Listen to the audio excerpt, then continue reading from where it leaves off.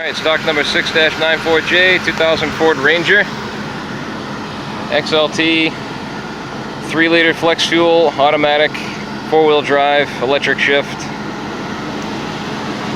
Had it running, God, like 2 hours now because I forgot it running. But no overheat, no knocks, no noises, no smoke, no fluid transfers, no nothing. I mean, this is beautiful engine. It does have a check engine light on. I'll check that out in a sec. But it's probably like an O2 sensor or something stupid, or an evap leak or something. Motor's flawless. Transmission was everything was road tested, fine. And this thing has, let's see,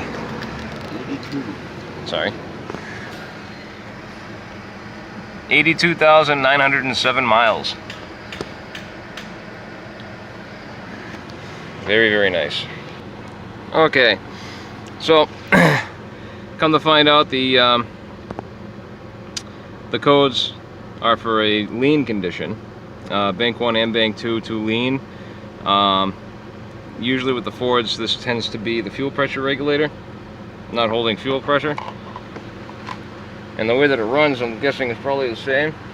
If it was fuel pump or anything of that nature, it probably would be running a lot worse, or not running at all.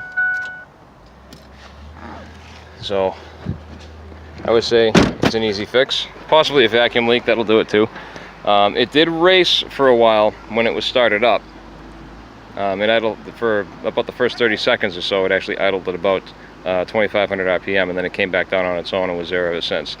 Didn't surge, but it was high idle at first, so possibly bad idle air control, or most likely a vacuum leak or something somewhere if it's related to that. Other than that, fuel pressure regulator is what I'm guessing. But you'd have to test pressure with a gauge to be able to tell. But either way, motor should be good, and transmission as well.